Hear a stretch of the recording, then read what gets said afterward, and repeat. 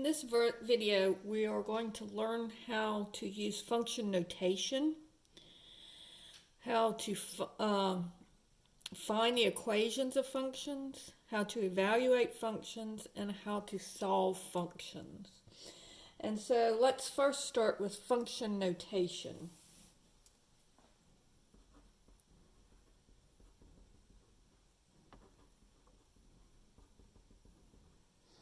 Now, before, when we were looking at like equations of lines, we said y is equal to, say, 3x plus 4. Now, when we're using function notation, instead of saying y, we say f of x is equal to 3x plus 4. Now, we do this for a number of reasons, but the first thing is that this is, the way that you say this is f of x. It doesn't mean f times x, it's f of x. And it means exactly the same thing as y, all right? And we'll talk about why we do this further on in this lecture. So if I have problem number 2, y is equal to 3 over x plus 2. Instead, I would write f of x is equal to 3 over x plus 2. They mean exactly the same thing, it's just written in a different way. Or if I had problem number 3, y is equal to 2x squared plus 4. To write that in function notation, using function notation, it would be f of x is equal to 2x squared plus 4. All right? Now, if they ask you to find the equation of a function,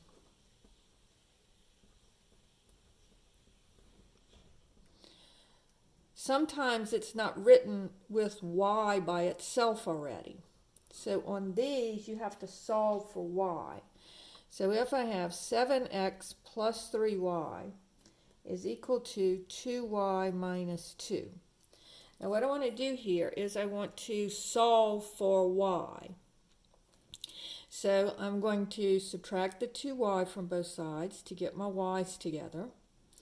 And I'll get 7x plus y equals negative 2. And then I'm going to go ahead and subtract the 7x from both sides, or bring the 7x to the other side, because I want to get the y by itself. So this would be y is equal to negative 7x minus 2. I'm subtracting the 7x from both sides. So now I can write it as a function, because now it's already written with the y by itself. So this would be f of x is equal to negative 7x minus 2. Okay, let's look at another one of those. 2n plus 6p equals 12. Now here they say they want to write p as a function of n, all right? So in other words, I want the function, so I want p to be some function of n, all right? So I'm going to solve for p. And so this would be, first I'm going to subtract the 2n.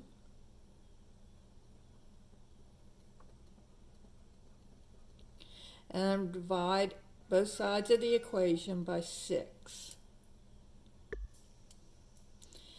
So this gives me p is equal to 6 in the 2. The 6 is divided into both of these, so 6 and 2 cancel to give me negative 1/3 n, plus 6 goes into 12 2 times. So f of n would be negative 1/3 n plus 2. Because you see, p is now a function of n. Right? Problem number 3 says x squared plus y squared is equal to 1. And here they want y as a function of x. All right? So that means y is equal to f of x. I'm going to solve for y like I normally do. So first I'm going to subtract the x squared. So I'll have y squared is equal to negative x squared plus 1. Or you could write it 1 minus x squared. Either way, it doesn't matter. And then I would want to take the square root of both sides, because I want to get the y by itself, so I can't have that square with the y. And the opposite of squaring something is square rooting it. So on this one, remember, when you take the square root of both sides, you normally would have to do plus or minus. So it would be y would be equal to the square root, the positive square root of negative x squared plus 1, or y would be equal to the negative of the square root of negative x squared plus 1. Now, we usually or always take the positive square root, because this has to be a function. So I can't come out with two answers. I can't come out with a positive answer and a negative answer. So we always choose the principal square root. And so this would be f of x would be equal to the square root of negative x squared plus 1, because you always want to take the principal or the positive square root when you're looking at functions. All right? So that's how you find an equation of a function. Now let's look at evaluating functions.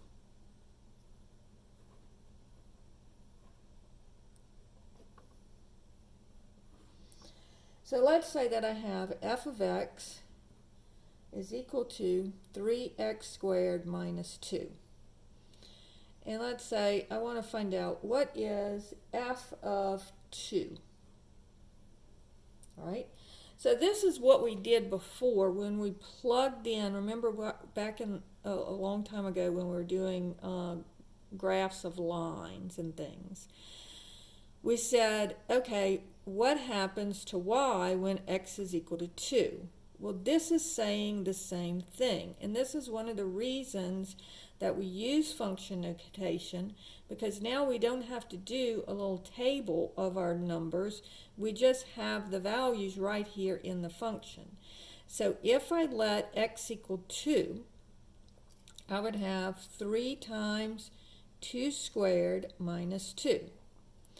So that would be 3 times 4 minus 2 would be 12 minus 2 would be 10. So that tells me when my x is 2, my y is 10. So it gives me that point 210. Okay. Part B, let's say I want to know what is f of negative 1. All right, so this would be 3 times negative 1 squared minus 2. So that would be negative 1 squared is 1. So that would be 3 minus 2 would be 1. So this gives me the point when x is negative 1, y is 1. So when I put in a negative 1 into my function, remember we think of it as an input-output machine. When I put in my negative 1, I get out a 1. And we can also do weird things, like we can say, well, what is if I have f of a? So that would be just 3a squared minus 2. So I just put in a for x. So 3a squared plus minus 2. Or I could say, part D, what is f of a plus h? So that would be 3 times a plus h squared minus 2. See, wherever you see the x, you put whatever, and sometimes it's helpful to put parentheses around the x. So wherever you see the x, that's where you put in what's in the parentheses. So it's going to be 3 times a plus h is standing for the x here, and then minus 2. So you just write down the rest of it. Let's look at a couple more of these. So if I have f of x is equal to 3x minus 5. So first let's find out what is f of 3. So that would be 3 times 3 minus 5. So all I'm doing is I'm plugging in for x what x is equal to, and x is equal to 3 here. So this would be 9 minus 5 would be 4. So that gives me the point 3 comma 4. All right, part B. If I say what is f of negative 2? Well, that would be 3 times negative 2 minus 5. 3, and then for x, I'm plugging in negative 2 minus 5. So that would be negative 6 minus 5 would be negative 11. So that gives me the point negative 2 comma negative 11. Now what if I said, what is f of x plus 4? Now again, it's the same thing, and this is where it gets confusing. So if you put a parentheses around your x, then whatever is in the parentheses is what goes for x. So it goes in these parentheses. So it's going to be 3 times, and in the parentheses, instead of x, it's x plus 4. And so that gives me 3x, so distributing the 3 times x is 3x, 3 times 4 is 12. And then I can combine my like terms, and I get 3x plus 7. All right, let's look at another one. If I have g of m equals the square root of m minus 4. All right, so we don't have to always use f of x. We can use other letters to denote functions. And another letter that they use a lot of times is g, and they also use h a lot. So looking at this one, if I said, but it means the same thing as f of x, it just is using different letters.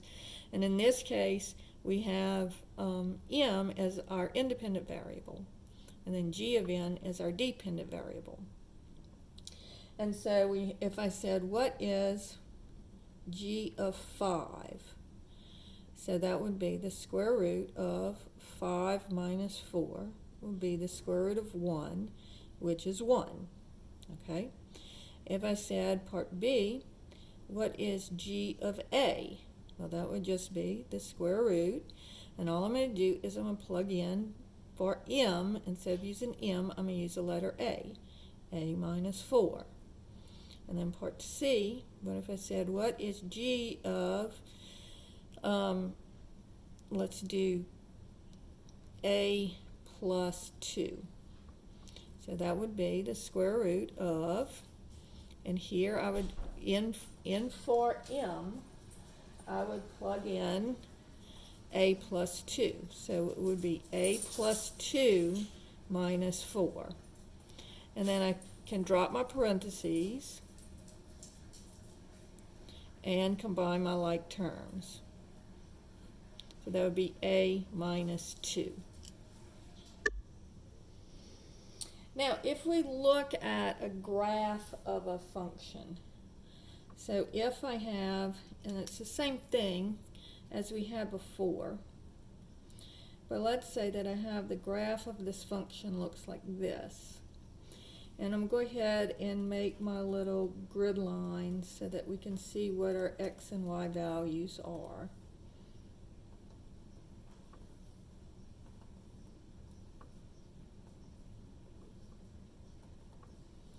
So here's where x is 1, 2, and 3. And here's where y is 1, 2, 3, and 4. And let's say that my graph looks like this. All right, so if I say what is f of 1? Well, f of 1 says I want my x to be 1. So I go over to where my x is 1, and I go up and I look and see, well, where does it hit, where does 1, this line for 1, where x is 1, hit the graph? And it hits it right here, and if I go over, I see that my y-coordinate here is 2. So f of 1 is 2. If I look at what is f of 0, well, here's 0 right here for x. If I go up vertically and I hit the graph, well, what is my y-coordinate here? It's 1. So f of 0 would be 1. And then let's do the same thing for 2. F of 2. So I go over to where the x is 2. I go straight up to where I hit my graph, and then I go over and see what my y-coordinate is. So this gives me the point f of 2 is equal to 4. Now notice, if I draw these coordinates for these points, this is the point over 0 up 1.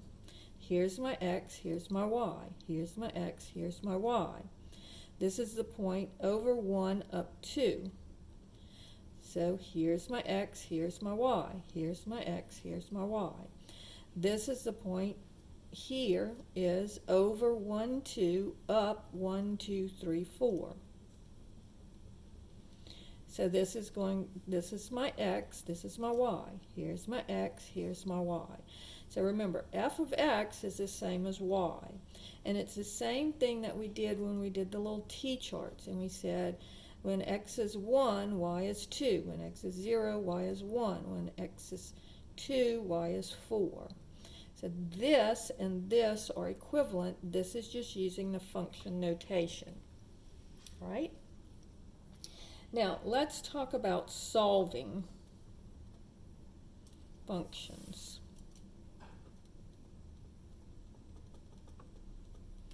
Okay, so when we're solving functions, if I say f of x is equal to 3x squared minus 2, and I want to know where is f of x equal to 5. So notice on this one, I'm finding out where f of x is equal to 5. So what I'm going to do is I'm going to let f of x equal to 5. So that would be 5 is equal to 3x minus 2. 3x squared minus 2. All right? And so here I'm going to solve for x, because I want to see where are the points where it's, what are the x values where I have this y value of 5. So I'm going to add the 2, and I'll have 7 is equal to 3x squared, divide by 3, and I get 7/3 is equal to x squared, and then I take the square root of both sides, and don't forget plus or minus. So I'll have plus or minus the square root of 7/3 is equal to x. So that's how you solve functions. And notice on this one, this is, you're getting 2 values for x for 1 value of y. So that means it is a function, but it is not a one-to-one function. So this is not a one-to-one function, because you have for 1 value of y, you have 2 values of x. All right? Problem number 2. What if I have f of x is equal to 3x minus 5, and I want to know where is f of x equal to 2. So notice that this is different from when we were evaluating the functions. Here I said what is f of 2, so the x is 2. Here I'm saying f of x is equal to 2, so that's telling me my y value is equal to 2, not my x value like up here. So my y value is equal to 2. So in for f of x, I'm going to plug the 2. And then I'm going to add the 5. And I have 7 is equal to 3x, and divide both sides by 3. So 7/3 is equal to x. So notice on this one that I do have a one-to-one function. For one value for x, for one value of y, I only get one answer for x. All right. Now, if I look at my graph up here, I can do the same thing. I can say, where is f of x equal to 1? And so that means, where is my y value equal to 1? Well, my y value is equal to 1 right here. And so that would give me that my x is 0. And if I said, where is f of x equal to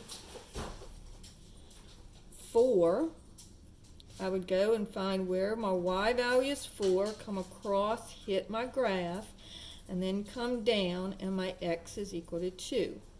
So you see I can go either way. And then if I said, where is f of x equal to 2, I go up, I hit my y value, and then I come down, and I find that my x is equal to 1. And so in this video, we've learned how to do function notation, where we just, instead of saying y, we say f of x. We found out how to find the equations and make them into functions simply by solving for y and then writing it as a function. Then we found out how to evaluate functions by plugging values in for x, and then how to solve functions. If I give you the y value, how do you find the values for x? So that finishes up function notation.